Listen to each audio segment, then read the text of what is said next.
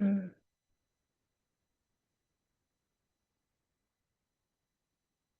Aloha. Good afternoon. Good evening. Hello. Hello.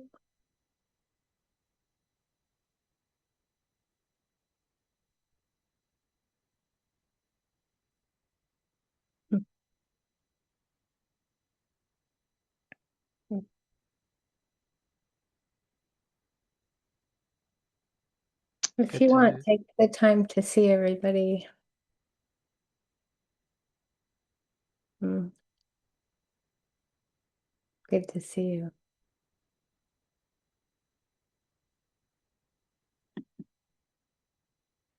Hey. just a reminder that this is both our regularly scheduled Sunday sitting and one of the last sessions of our weekend Karuna compassion retreat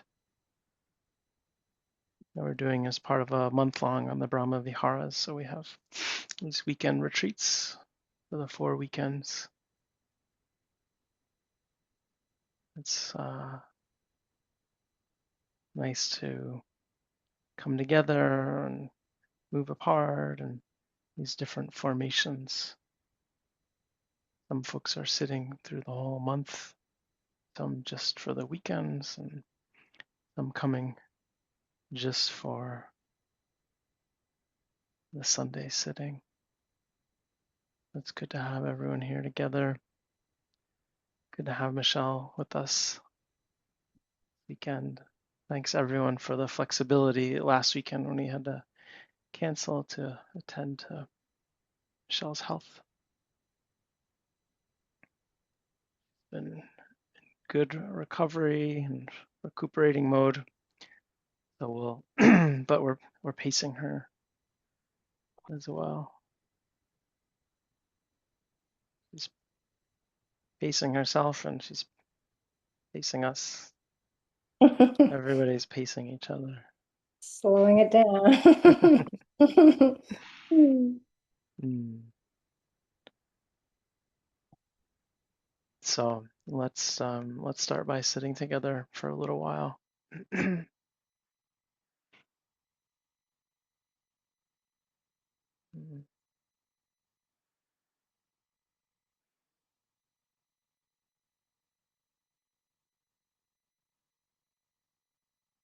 As you begin to gently settle into the seated posture, your eyes coming to close as a way to help us turn the attention from being often so outwardly focused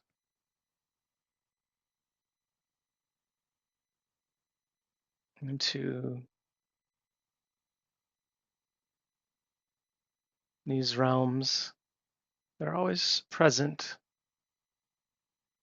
sometimes they're in the background, these realms of our direct sensory experience, the body, all of the body-based senses,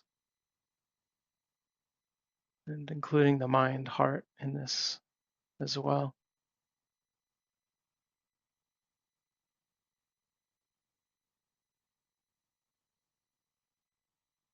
Allowing these to be the foreground,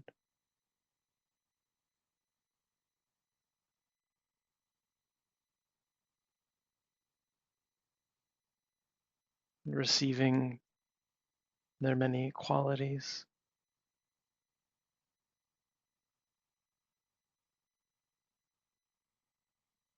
their changing nature,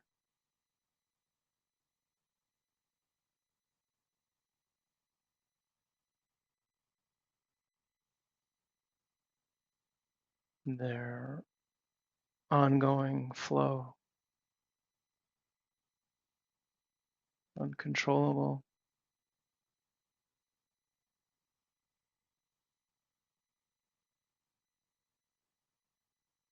Sometimes this flood of experience can feel overwhelming.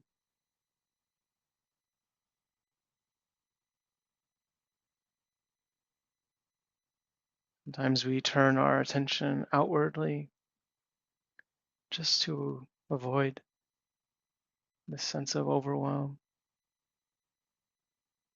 confusion, lack of clarity,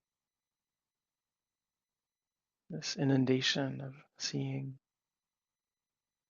hearing, smelling, tasting, the body, all of the activity of the mind, heart.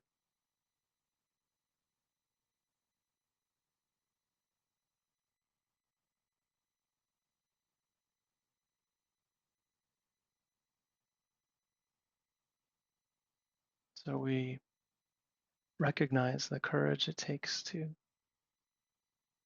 commit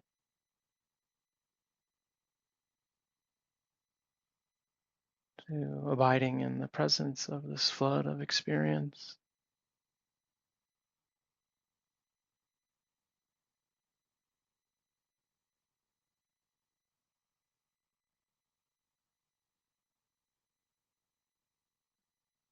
And there are times where in our practice we're called to investigate each moment as closely as we can. The textures, tones, all the characteristics of each sense store.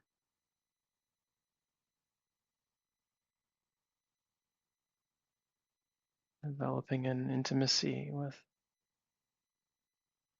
this directly lived experience of life.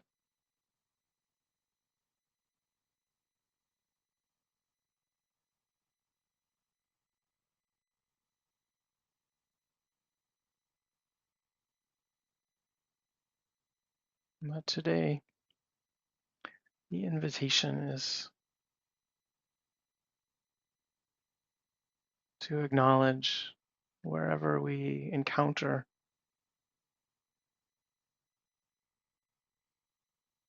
the difficulty of managing this flood of experience,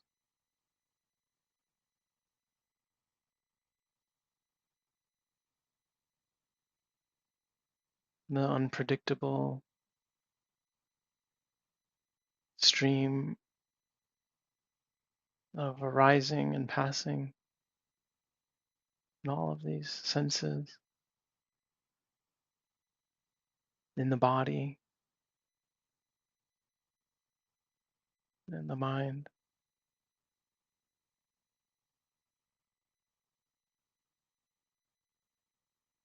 And there are times where we are joined with unpleasant sensation. Maybe we attune to that in the body,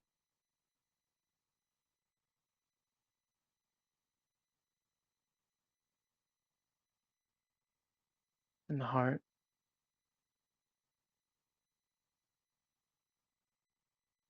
stream of sound,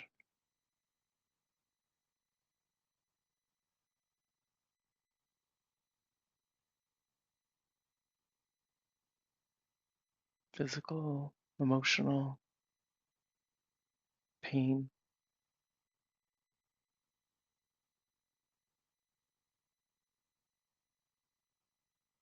discomfort, irritation.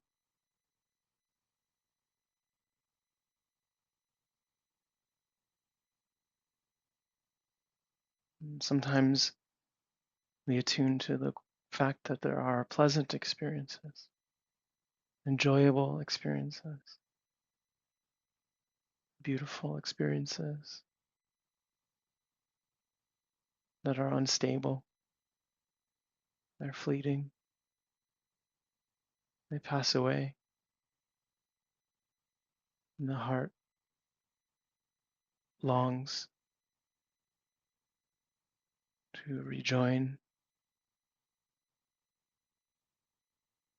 find security in the pleasurable.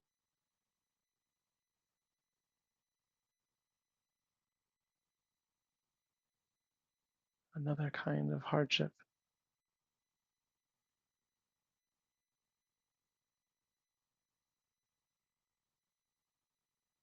And sometimes it's simply the unpredictability, the relentlessness, a sense of instability in the body, heart, all the senses.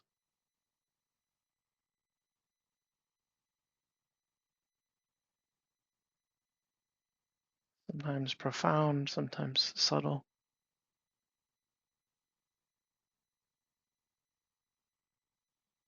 This basic truth that there is hardship, there is pain, disappointment, agitation in the body, in the mind.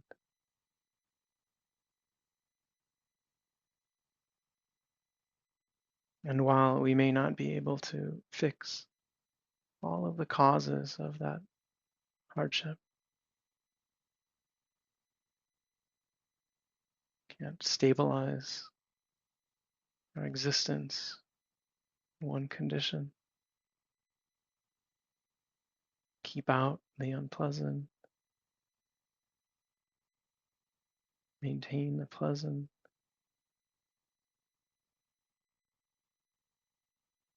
We can care for this hardship,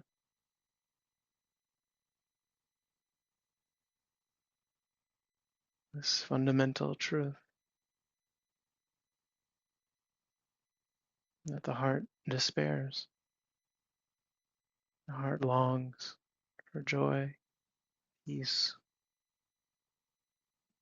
stability,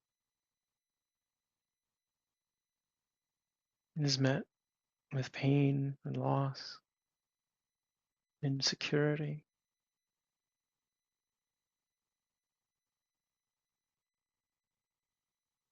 But there is a beautiful quality of care for this hardship that we can attune to and feel, offer and receive.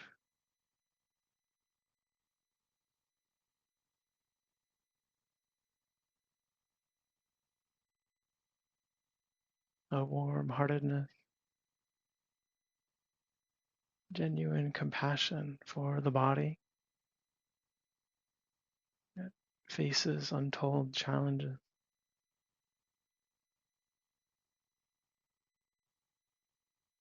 discomfort,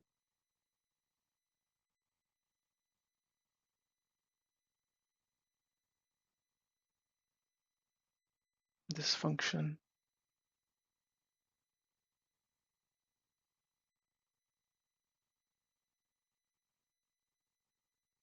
Cannot cure it with our hearts. But when we offer this sense of caring, the body can receive it, be softened, soothed, comforted.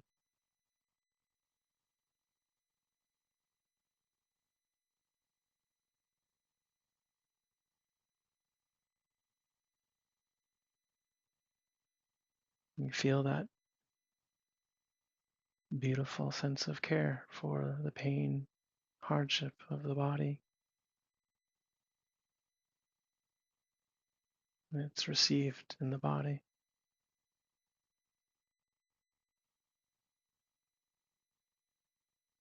Noticing if there's any relaxation, softening,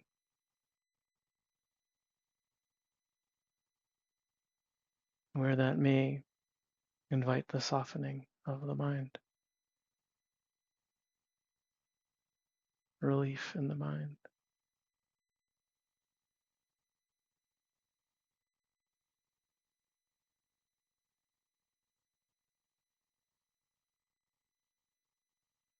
Opening the door to another moment of compassion,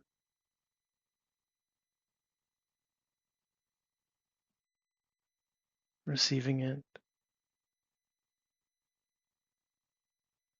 softening,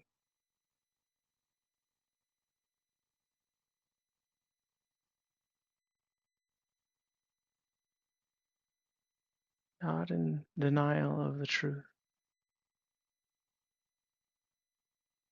in intimate contact with the hardship of existence. We care. We care for the mind itself, the mind that worries,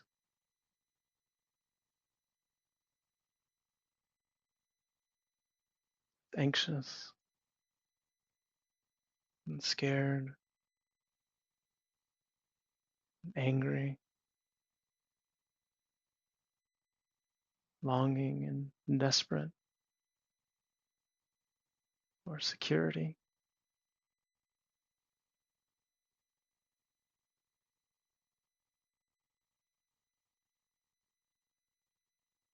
Can feel this quality of compassion,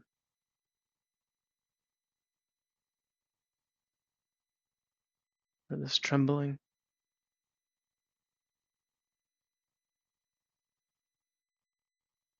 dissatisfaction, dis-ease,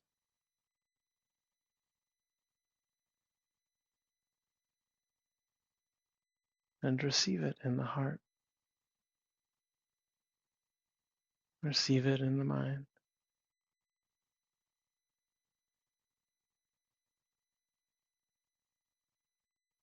receiving this care, assurance of loving comfort,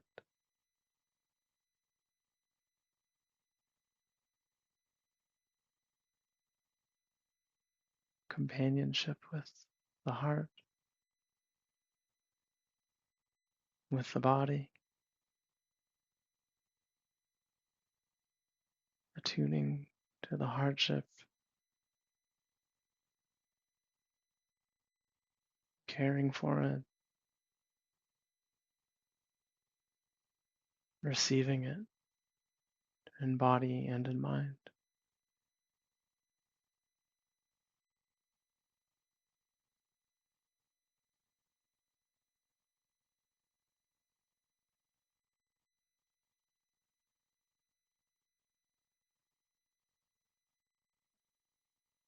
Whatever other phenomena arise, sound, wandering thoughts, all of it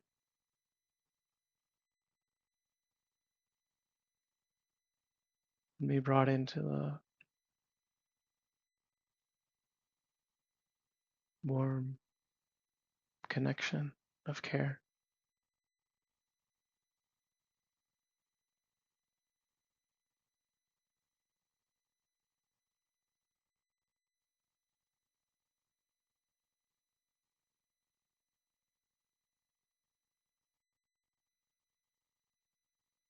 Every moment of instability, dissatisfaction, an opening for tenderness,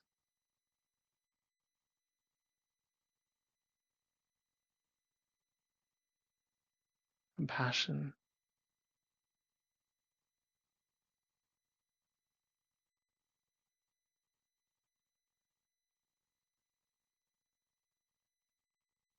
and feeling the goodness of that care,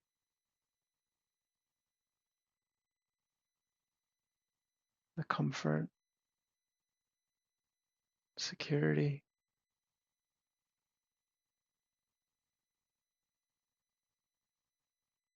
a beautiful relief wherever it may appear.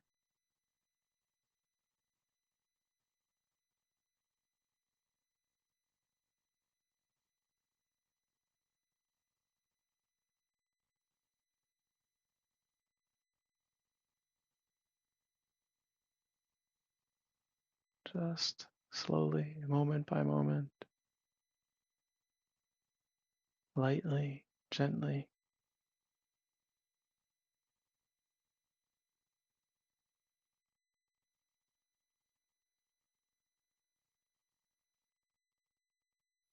in regard to the direct experience of the body, the direct experience of the heart,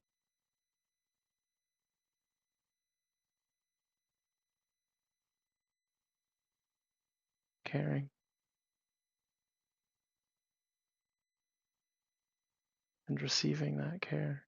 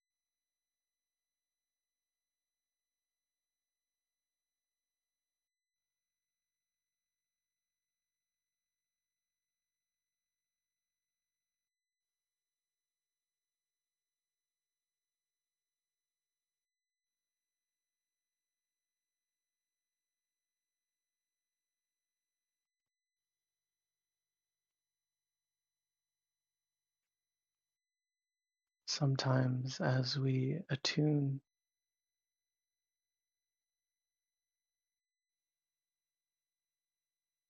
to this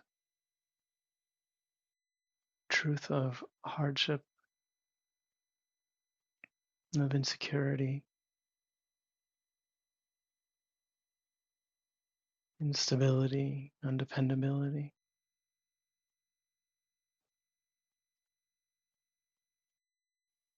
in our lives, in our direct experience, and are caring for that.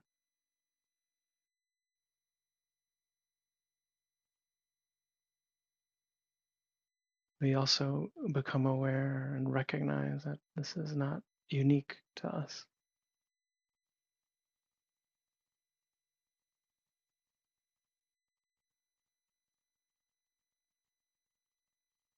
All beings that share bodies and have hearts and minds,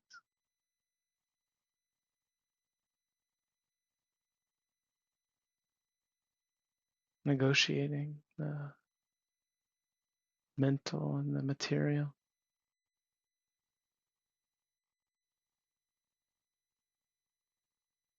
also no suffering.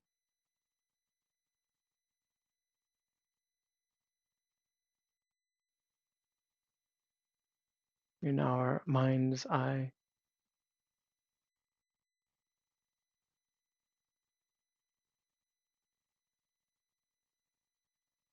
of course, we can imagine in the direction we are facing,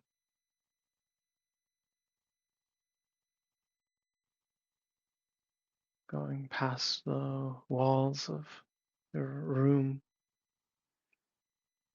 the building you're in.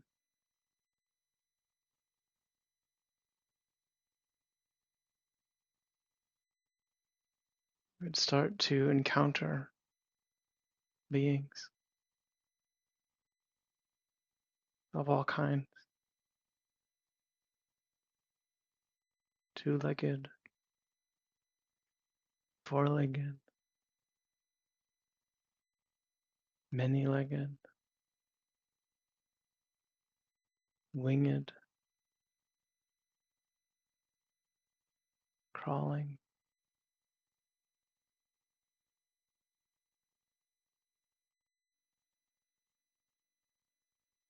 in the city, in the forest,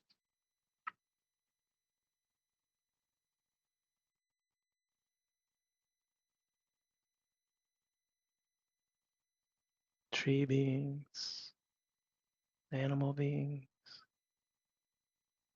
spirit beings.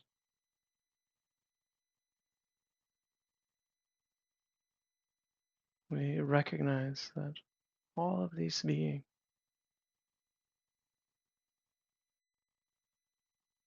are also subject to this truth of undependability, insecurity, pain, the loss of the pleasant and beautiful, the threatening, subject to worry, to grief.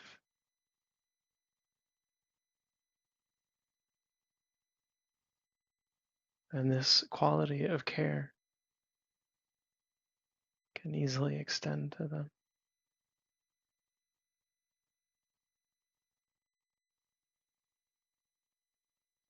This shared truth of insecurity in body and in mind, where it's all of the beings in the direction before you. Whether you imagine them, their individualness,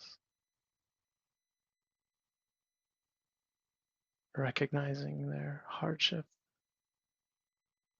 caring, and feeling the goodness of that compassion, nourishing ourselves, offering this nourishment to them.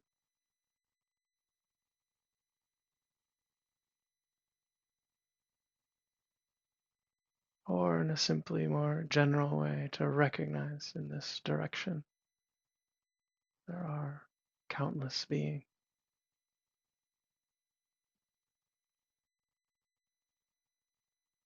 who have known loss, pain,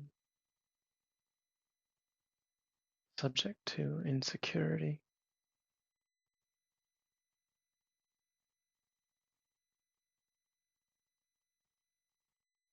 can care for them in body and in mind,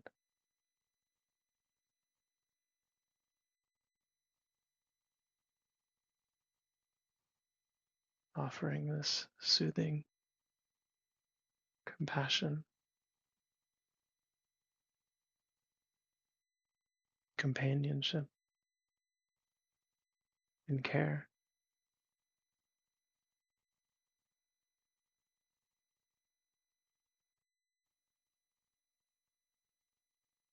that includes our own body and mind.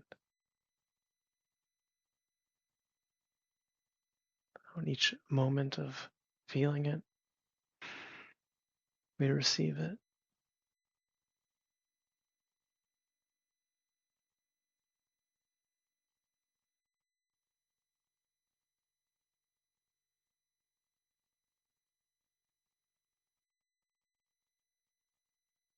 and in the direction towards your left.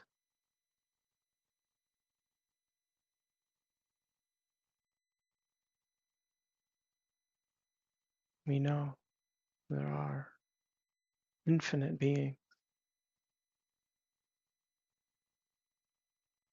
in all forms, all states of existence,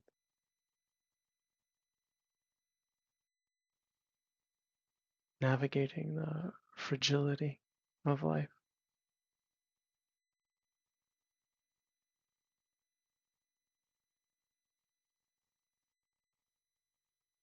Can attune this quality of compassion toward all of the beings to the left,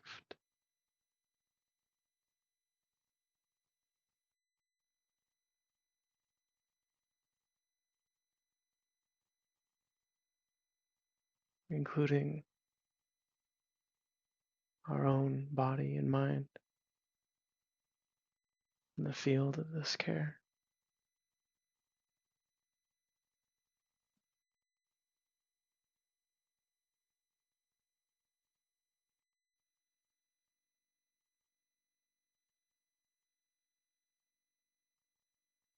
And behind us,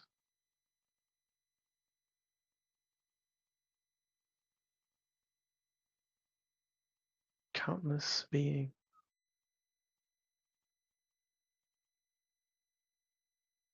worthy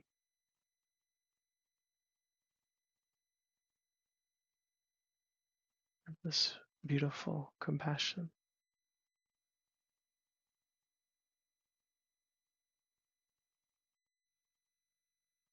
facing hardship and strain.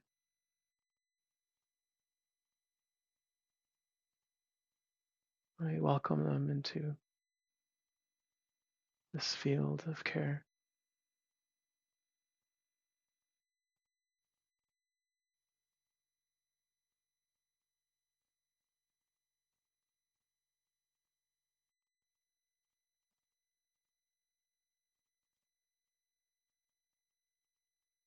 To our right,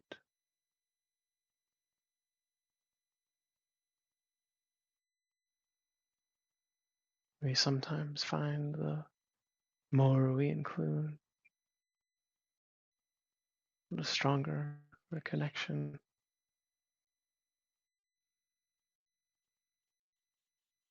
excluding and welcoming all to the protection of this tenderness.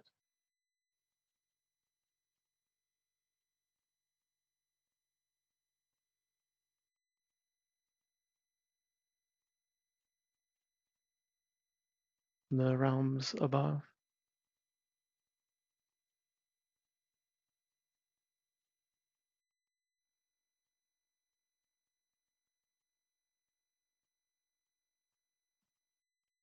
the realms below,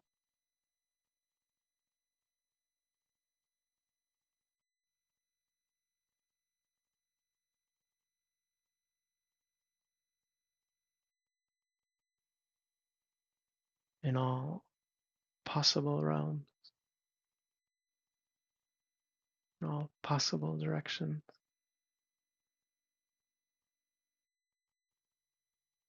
compassion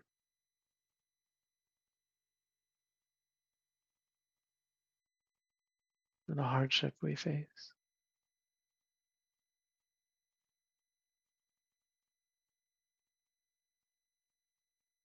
This beautiful field of care,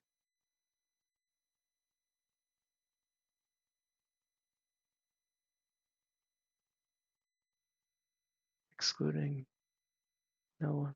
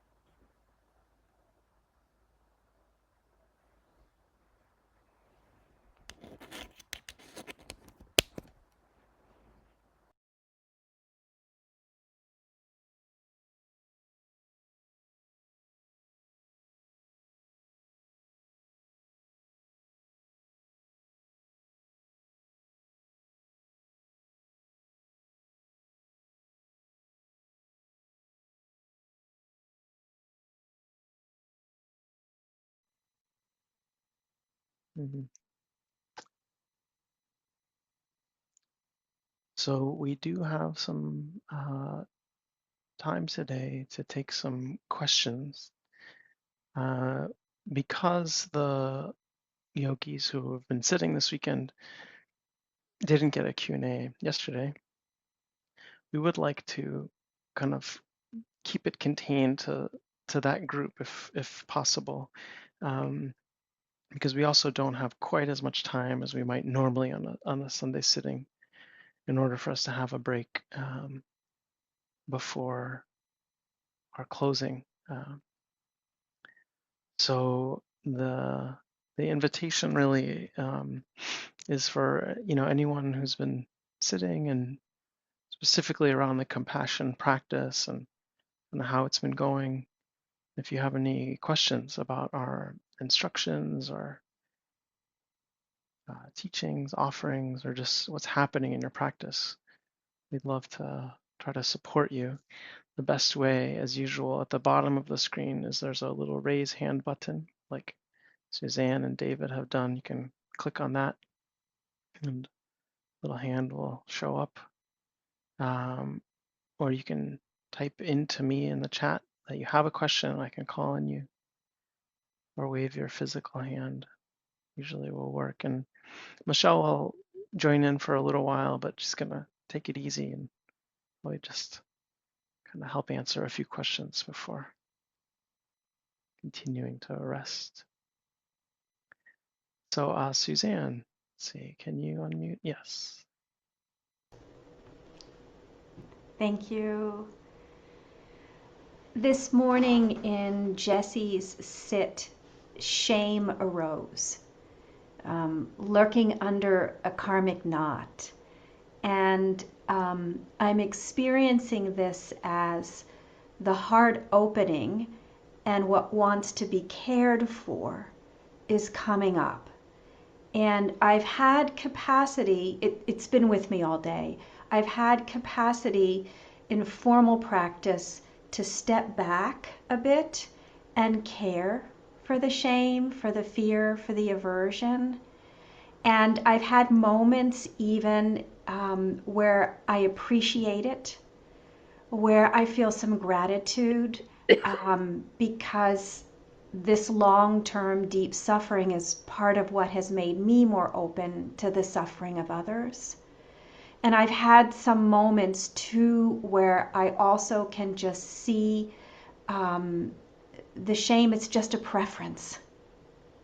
I wish it were otherwise. And so it feels really good. It feels really instructive. And it's hard. There's fear. And before we go into the week, I just need a little bit of reassurance and encouragement from both of you.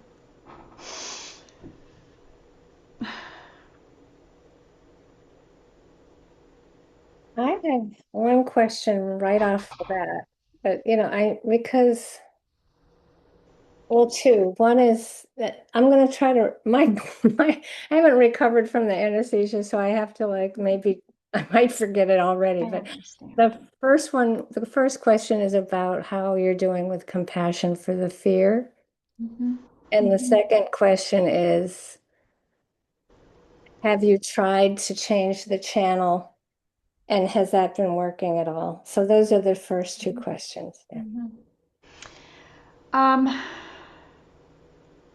yes, I've had some capacity to feel care for the fear. It comes and goes. I have changed the channel. Aside from the time when we're on screen together, I have done no formal practice today. I did laundry, I cooked, I listened to an audiobook for a few hours. Um, yeah.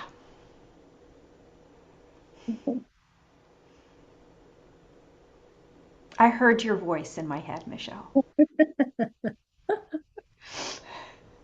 Even when you're not on screen, you're teaching. How many baths and cups of tea have you had? No. Oh, when we get a karmic knot and when we're triggered, we know it can we know it can stay around for a while. It stays around longer than we want. It just the resistance, right? That learned resistance, that compassion doesn't make it the actual object pleasant, Right. right? The caring Right. about it can be pleasant, but the Yes. actual shame can be very, Yeah. if it's a karmic knot, it can be gut-wrenching, right? Yeah. So I think that the more practice we have with this, the more we know it's impermanent. Mm-hmm. I would say it rarely feels like, oh boy, this triggering event, this thing that was I welcomed so much at the beginning. It tends to last long on a retreat. Yeah. And really, it's just like the more you trust that if it's getting too much, going for walks, like really less formal practice, more distraction, it works. Yeah. Yeah. Mhm. And I've also been remembering patience. Like there's a way in which it's kind of just like boredom. You sit it out. Yeah. Um, and I will say it is unpleasant. It is not as unpleasant as it has been in the past. And I think that there is that capacity to step back and just care for the experience without really insisting it goes away. The funny part of all this, if I don't know if it's laughable, but there's something about knowing how deeply we want to have a relationship with that part of ourselves. And just to remember that the muscle, it's like a muscle that is just not used to stretching. And it's a learned behavior to resist it, so that it's actually like that compassionate awareness is getting tired, right? Yeah, All it is that it's getting tired. yeah, And you can have compassion for that. But yeah, still, it's like really, it's just like sometimes just yeah. lay down and Mm-hmm, rest and just thank it and just like, okay, it's like mm-hmm, mm-hmm. let it rest. It just can't, it's basically that's all it is. It's lost the capacity, and it need other tools at that point. It's Yeah, it sounds great actually, Suzanne. Really great. Yeah, I mean, I think, it's one of those things you wish you could have like a version of yourself from 30 years ago here, even how you described it, like that, to get a sense of wh- how powerfully transformed already that perspective is, right? That even though these are sort of long, slow processes, just the sense that you started with of saying, you know, you you feel like this is coming up because you're inviting caring, right? I can't remember exactly how you said it, but like a part of you that wants to be cared for, or this sense of the mechanical appropriateness of this, right? Where it's you think about how much faith that actually implies already in terms of the process, and the method. And it's like, oh yeah, of course you might not be at the oh boy, like Michelle's always jokes about, like, we never say oh boy. But that's like kind of amazingly close to that actually, right? Where it's like, oh, right, of course. And that is really astounding, really, when we think about actually shame, how horrible it feels, and how we don't want anything to do with it, and really most of the time we just want it to go away. This sense of no, that okay, here is this friend actually, right? I mean, it's like the things we talk about. Here is this friend that's a difficult friend who's like, you don't really.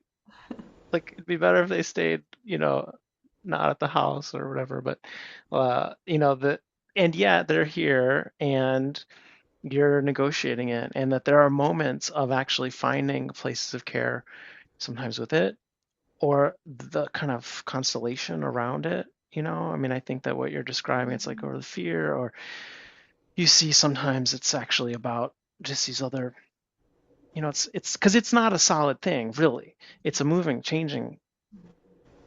When you say karmic knot, I mean it's a pattern, right? And so there are moments within that pattern that you might actually find a place of passion and care. It sounds Mm. like, right? And Yes, there are places where yes. it's too identified and it's too intense, and you're being super skillful with that. And that really, even after a very short time, you've gone so kind of dramatically careful, right? Is great, right? You don't have to let it get to like a crisis point or war or whatever, right? To the point where you're like, oh, okay, this is the sign to take it really carefully and take it really slowly and not push. And that is it's just another super reassuring thing. And so I mean, I think it's not like it's going to be new method or totally new technique in terms of the coming days, but I- it's just a reminder that you keep that distant. Like you don't feel like, again, that it's just gonna over today and then tomorrow you're back into like sit walk, Mm. sit walk, sit walk or something like that. Mhm, mhm. That this is the kind of thing where the more careful you are, the more you'll learn, and Yeah, that your own experience already must be very reassuring that you're yeah. learning and that you can do it, and very powerful. Yeah. Thank you. That's what I needed. Thank you so very much. It, Yeah. I just wanted to add a little bit more, which is this style of practice is very purifying. And so, we didn't hear you saying, I'm really wanting to get back to where I was, like where, it was like, oh, I was abiding in compassion and you know what I mean? Like you didn't describe, just imagine, you didn't describe any of that. Like Yeah. you totally let the purification happen. Not just like, I'm just amplifying what JC said, but with a invitation to like want that relationship of compassion with that's like really hard to do. Mhm. And yeah, you can't second guess how deep the purification is. And then it's just, again, it takes time for all the kind of pieces to come back together again, right? Like it's like this big piece came up, but the other pieces tend to get a little bit more inaccessible. Mhm. Yeah, Yeah. yeah. Thank you, Suzanne. Mm, mm. David or Gloria? I wasn't sure which of you. Right. Hi, David. Hi, it's Gloria. Gloria. Hi, Gloria. Hi. Um, so yeah, this weekend's compassion has been really powerful for me. Um, and so I don't know what day we're on, but I might be on like day 9 or day 10 of the retreat. And during the weekday when there's not the structure, I've been using your Vipassana Hawaii app and listening to talks like 2 to 3 a day. Really just, oh, so, so good. And it's not going to be a surprise to you, but that the messages that you have been giving, the instruction that you have been giving us for years to befriend the hurt, to have a relationship with it, uh, I guess all the conditions were finally right for me to hear that. And um, and so for my little 12-year-old girl who had so many demands placed on her to care for her 4 younger sisters, and all the planning and organizing and trying to control, cats running around basically, um, has carried forth throughout my life and not always well received by those in my life. And so I had this dream of this barn owl sitting on top of my head with these protective wings just protecting me. And um, and so then with all of your instruction this weekend, I've just been able to, whenever that comes up when I'm sitting or walking, I just say, it's okay. It's okay. Thank you. Thank you for protecting me. You can rest now. You can rest. And what has happened is this very deep kind of dropping in to this space of awareness, of feeling connected as one with the universe. I think you would call it a purification. It has felt so liberating to not have that chatter, to just be at rest with it. And yeah, it's just really been the compassion for that 12-year-old has just really, it's been really powerful. And yeah, I just thank you so much for your patience and your teachings and Stephen's teachings and Jesse, Michelle, that you've hung in there. It feels like you've been hanging in there with me, like waiting for this moment to arrive or something. I don't know. But anyway, it's just really been really powerful. And so my question is really,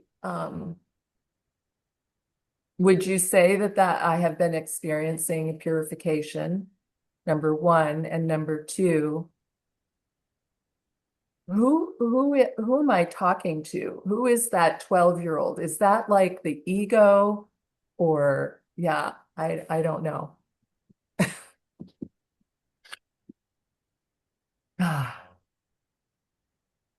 Jesse, do you want me to start or do you? Because I have an immediate, I mean, Yeah, it's sure, great.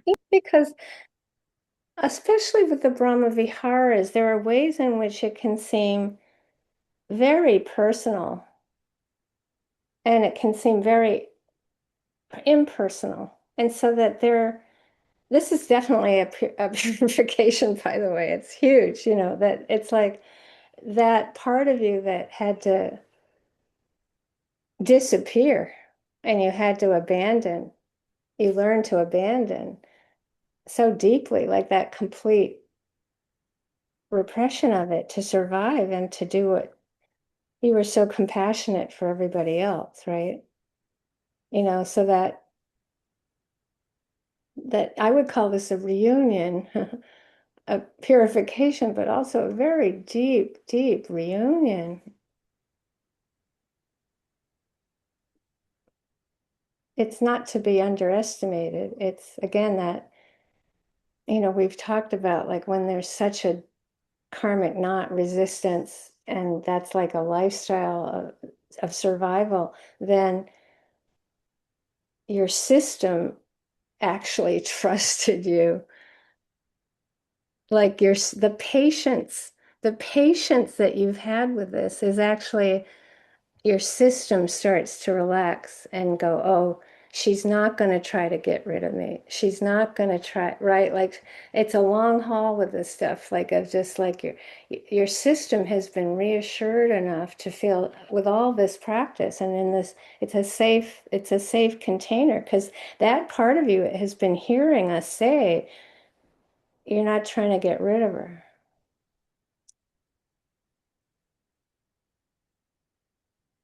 We're saying you don't have to get rid of anything. That's the trust, right? We're not trying to destroy, search and destroy. It's that getting the relationship of compassion, right, and wisdom, so that you did it. Like it's really not these deep karmic knots they have moved in to protect us so completely we don't even see them. That's how this resistance is so slippery. We can't even see it. Everybody else can tell us about it. Unfortunately. We wish they didn't see it. But anyway, it's like so great. Yeah, it's just you don't ever forget this. It's like it can be temporarily forgotten, but not completely, right? Like that you've just brought body mind together so deeply.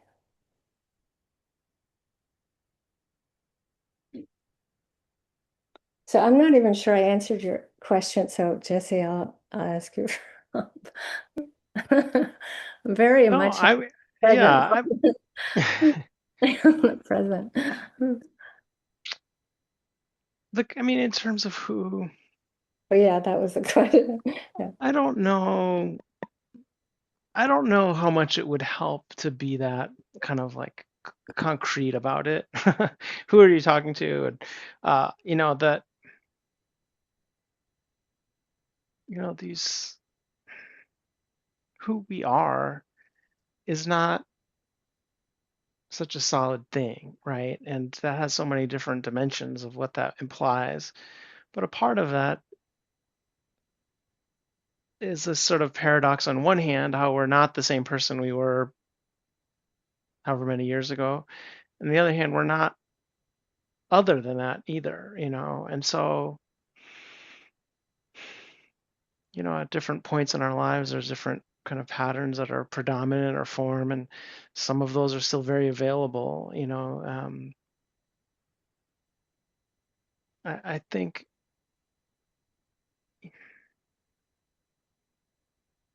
that sense of trusting, there's so many layers of how one kind of integrates this, type of thing. One of the things that I do feel like is so important going on and onward is this a kind of another paradox of like, this sort of unfolded on its own in this moment, right? Certain things happen and you sort of dropped into this place. And so you, on one hand, that recognition that it wasn't like you were like, like you pushed so hard you made something happen, right?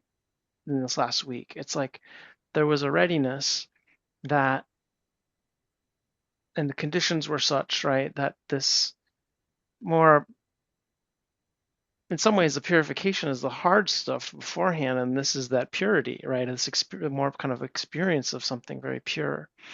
But also, it couldn't have happened with all the other work you've done over the years, And so this paradox of kind of like, well, the doing and the struggling and the mechanical pieces and the pushing here and letting go here and all the confusion or whatever, what we all share, this kind of fumbling along the path, and then something happens that on one hand was not a result of you actually doing something to make it happen. On the other hand, wouldn't have happened if you hadn't done all this to make it happen.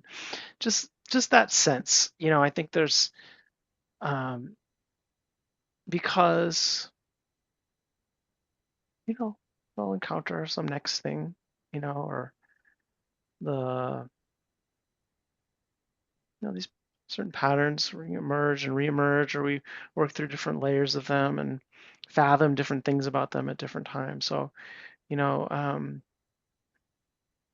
trusting some of that mystery of it, feels really important, and not always kind of knowing what happens in these moments, And I think you might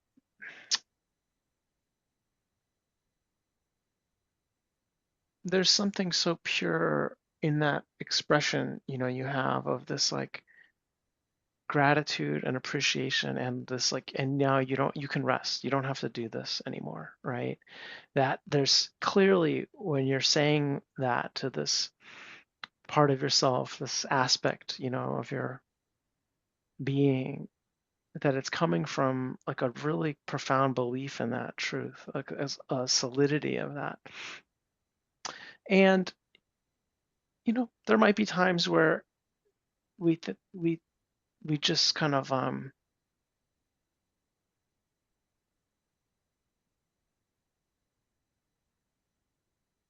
it can turn more mechanical, right? Like any insight, like the phrases, the meta phrases, there might be some moment where it's like, may all beings be safe. And you feel it, and it's like coming from this like beautiful thing, right? And then there's other times where it's like, okay, we will rehearse the phrase to remind ourselves of that, but that we're not always immediately going to like snap back into that like total fathoming of that, right? And so just to be careful of like that you're not, that when those places where it might become a little bit of like a command, like, okay, go away now, because you're not needed. It's like, oh, it's going to have a different flavor, and it's okay and it's understandable. And like we go through sort of that aspect as well. But um, really, just that sense of appreciating the power of it, the mystery of it, and of course, yeah, the continual unfolding, But really appreciate you sharing. Really, very moving. Hmm.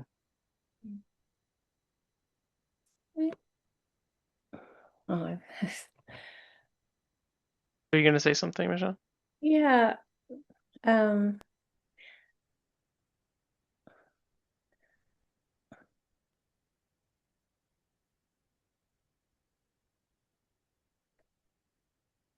I think that Jesse's description of being careful of trying to articulate the mystery of this is super important. Um, and I think that certainly from my own experience with very old trauma, I could say that it's much clearer to me that I might have a memory that I could describe to you and say it very clearly through the thought process. But it doesn't mean that the emotional body memory is that's what was frozen. So it's almost like this practice brings us into timelessness, but the paradox is that time is also available, right? The relative level, the deeper levels of timelessness. And my sense is that when sometimes something like this unlocks, it's like it's just that those moments have melted and you have access to that whole WHOLENES, and instead of a fragment like Humpty Dumpty, Humpty Dumpty fell off the wall, right? And there's that this piece, um, it's like that puts Humpty Dumpty back together again. Now I can't necessarily, I'm more of a poet, so, but I know I'm right. It's very clear. This is that you're picking up something in time that got frozen and it just melted. Hallelujah.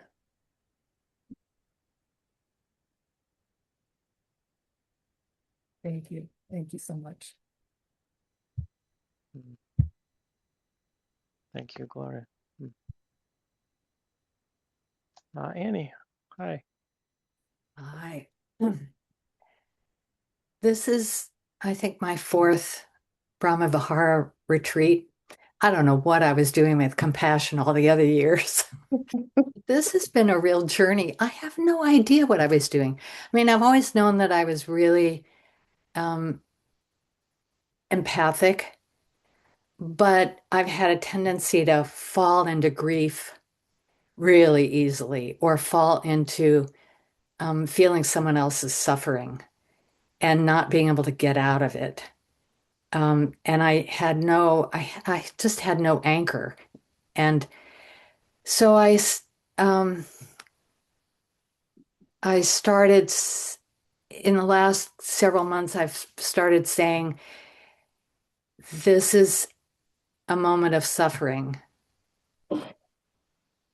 May I be free from suffering. So I've been saying that.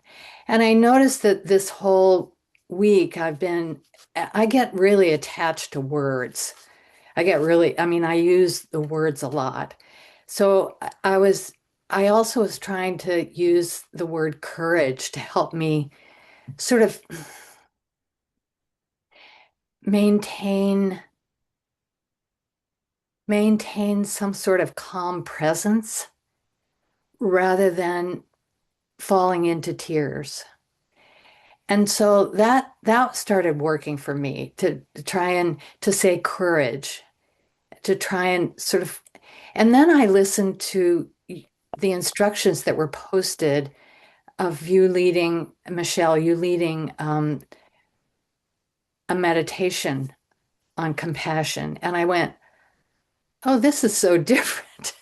This is so different because you were using mindfulness as an entry into feeling care. And I thought, well, this is a lot easier than what I was trying to do. And I sort of laughed at that. And I thought, where have I been all these years? So that was really, really helpful. But still really attached to words, really attached to words. And I thought, I kind of want to get rid of the words. So it's been this kind of funny journey. So I went from trying to create a sort of a calmness along with care, trying to combine them. And then for some odd reason, I looked at this green moss. You know, this is the Pacific Northwest, rain, rain, rain, lots of moisture, lots of green moss.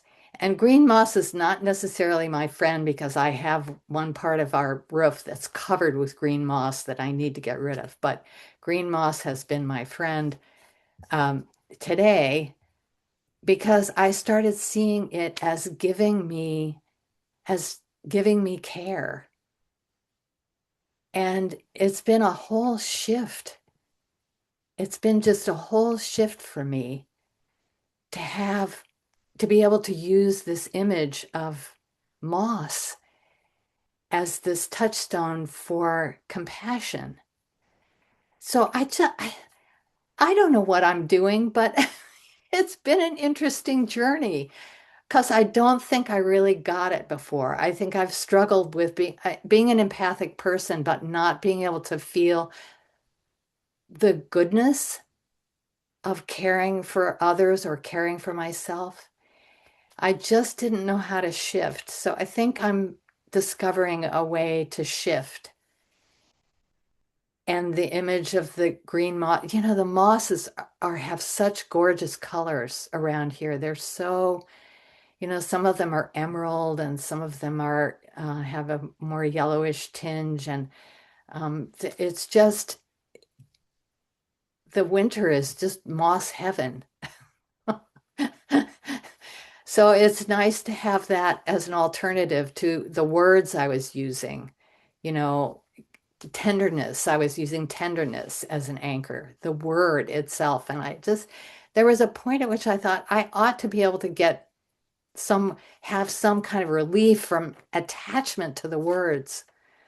So I just wanted to say that and say that the guided meditations using mindfulness have been really, really helpful to me because it kind of it moved me into an easier pathway to compassion than going for the hardest, most painful things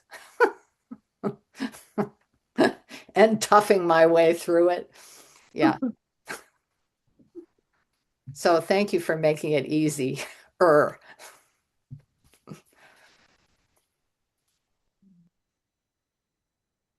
it's wonderful. I mean, it kind of like similar maybe to Gloria's. It's like, I don't know, you can't ever really fully explain why you land somewhere that works and you connect. And to be careful about like being hard on yourself about like you don't know where you've been or what you've been doing, or it's like, well, you're doing all these things, and we or others are, offer methods, and you try different things, and they have their place at different times. The moss a year ago, the moss might not have like connected, and so don't this just to be careful about, yeah, like decontextualizing the moment of connection. It's not like you somehow could have been just doing this all the time, and it's things came together, and I think it's and it's fun to, think about, okay, so this, the mindfulness entry point really seemed to work with you. I would be careful about necessarily like kind of cast, just totally saying that you just feel like you're attached to the words.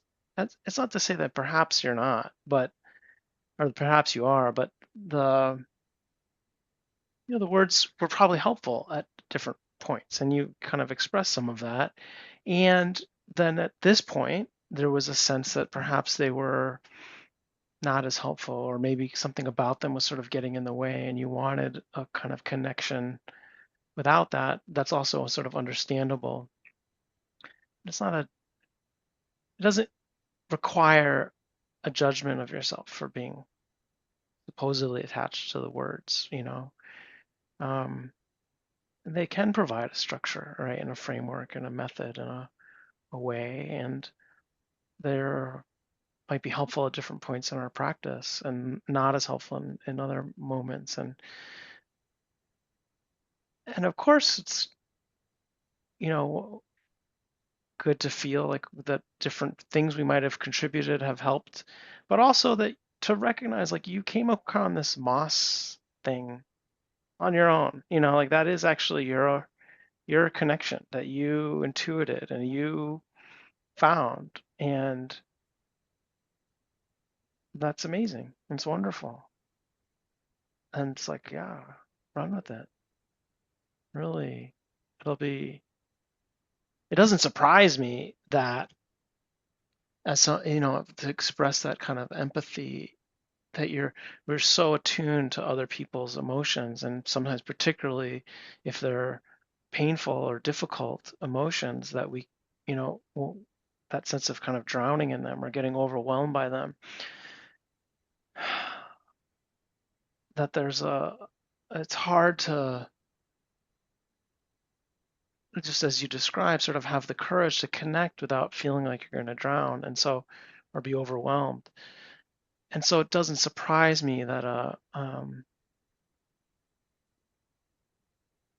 non-human, non-mammal, non-animal uh, kind of being would be an entry point, um, and to not diminish that, right? To really see sometimes like how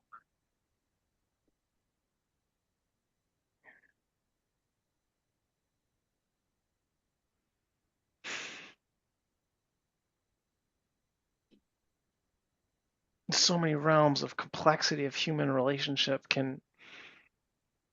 are important and are meaningful and powerful, but also can sometimes get in the way of like this connection, right? And that there's like a connection you're feeling that's very beautiful and very real, and you don't have to like rationalize it at all. It doesn't matter, you know. Um, and that you're feeling it and you're exploring it and you have a sense of like, oh, this is available, right, in many different forms because of your natural world and natural environment. I think that's really beautiful, you know, because of course this is a presence in your reality, these different mosses, you know. It's everywhere. Yeah, why not love it, right? Why not care about it? Feel its goodness. Not only why not, like what a tragedy that one wouldn't, right? Sort of like one of the kind of dominant beings, life forms in your field, Yeah. and how many people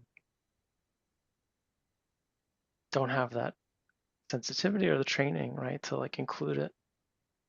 Wonderful.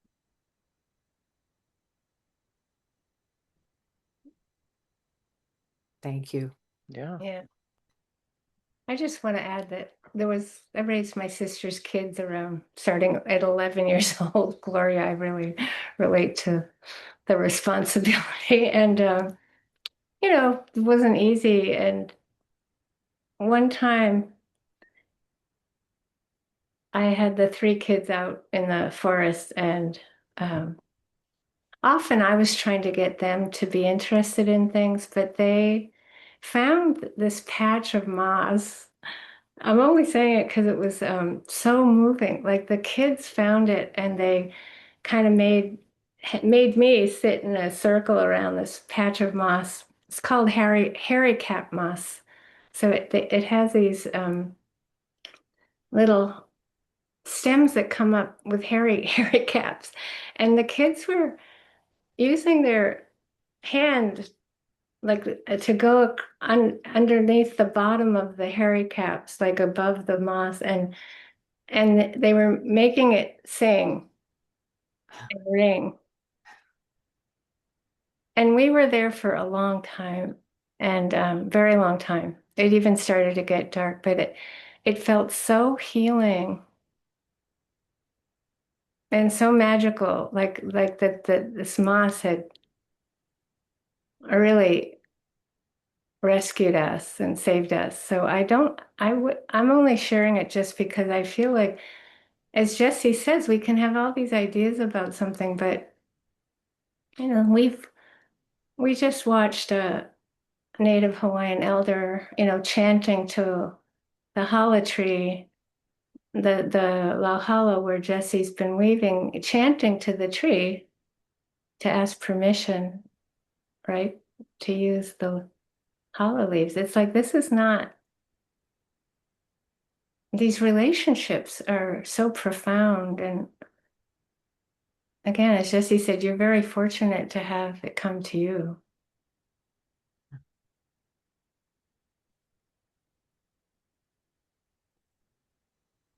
Maybe just in general to add, so one side is look at all the quotations that Michelle offers from, Thoreau, and this intimacy he has with all these different plants of like through the different seasons, and these are friendships. They're amazing, and they're intended to be, this sort of resonant with both of these sort of things that were offered. And, it can be something very that the world might think of as very sterile, I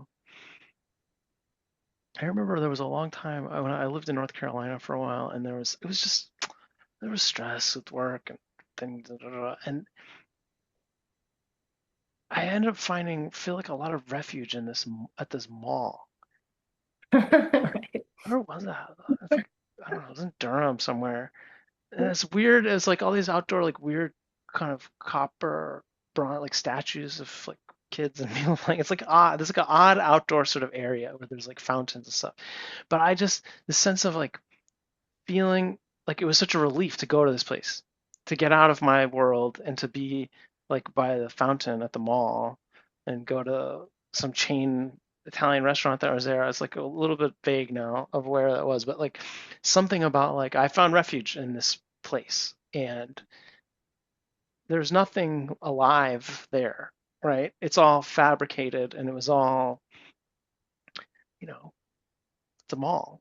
And yet, it worked for me as a sort of like meta object kind of space to reflect on, to sort of help me, find a connection for quite a while. And I still have a very fond feeling of this place.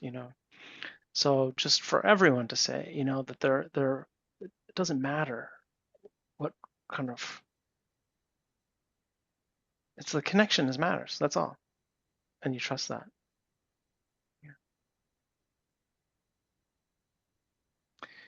Nicole, I don't know, did you have a question? I wasn't sure about the time boundary that we had I think we for, have time for one more. Yeah, yeah, it's less of a question. And I'm going to keep my camera off if that's all right, even though I know it's not the for common sure. Yeah. practice. Yeah, I was getting overwhelmed even thinking about, speaking up, but I think it's helpful. This is more of like a call for compassion. I share in feeling so much gratitude for the Sangha and just seeing everyone's faces. And I shared with Jesse earlier this week, but I haven't been feeling well. And the last couple of days, the last day or so, it's been like really bad. I haven't been able to keep any food down, and I'm really hoping that it's just a bug. But I have some practice with emotional pain, but really not much with physical. So I feel just really like overwhelmed. Um, like it's like I can even feel just talking about it that I've been holding back a lot of the overwhelm. And yeah, so just a call for compassion and I see even my sister's on the call, so I just wanted to let people know who love me that I'm struggling right now.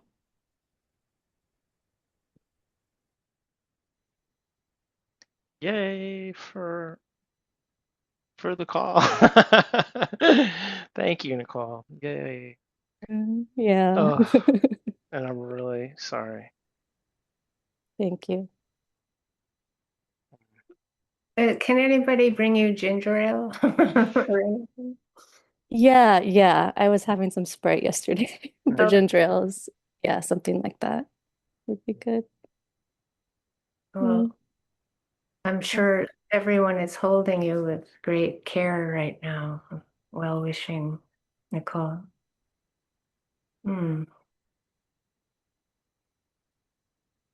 Thank you. I really believe in that. So Hmm. yeah, that's why I wanted to share. Yeah. Yeah. Well, and boy, that just what you said about it's like, would we rather have mental anguish or physical anguish in the sense of like it's so hilarious and awful, like how bad it can get on either end. Uh, it's like either side of that equation is dukkha. And very meaningful to hear this sense of, like, okay, you have experience, you have practice, you have a sense of capacity with, some realms of emotional anguish. And yet the physical part can just be such a doozy, such a wallop, so awful, and just different. And of course they're interrelated, but um always really hard to be at our edge on, one or the other realm, or both, which of course happens as well.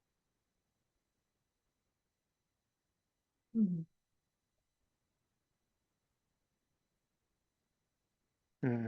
But yeah, so of course everyone will share their compassion, and we'll be checking in too because you're on the interview schedule for this coming week. So Mm. Thank you. Thank you. hmm And yeah, I've been feeling like maybe I am closer to compassion because I'm very close to the poor me part of things, like more so than I would be with other kinds of discomfort and pain and stuff. Yeah. Sometimes yeah. it's Michelle would say jump right into that. just jump right in. I mean, just wallow in it. Like poor me, just like wallow in it. I was taught that that was like the worst sin on the planet to like feel bad for yourself. So I tend to exaggerate things like that because it's Yeah. like you sort of feel ashamed for, you know, feeling bad for yourself. But it's like if you exaggerate it, it gets kind of funny, you know. You can either do it standing up and stomping or laying in bed and curled. I only have two techniques. Oh. I wish I had more to offer, but those are my two self-pity techniques. What was the second one? Stomping and Well, the first one is stomping around saying, poor me, poor me, poor me, but you got to exaggerate. oh my gosh, that's great. It's a really good one because it's more energized. The second one is more being in bed and curled up and going, poor me, poor me. It's great. This can be your phrases. Yeah. Yes, yes. Yeah. Oh, so good. Thank It's you. the alternative compassion practice. I will be trying both of those. Thank you. Mhm. Thank you Yeah. so much. Yeah. Hmm. Wonderful to see everyone. Mm. Thank you, thank you, thank you for holding the space for all of us. Really beautiful, really rare. Very good.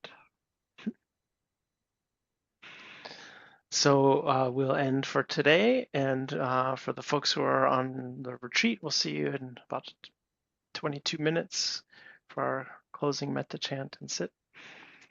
And we'll sort of break into our different formations from this evening on, and look forward to catching up with everyone again next Sunday. Yeah. Take care, everyone.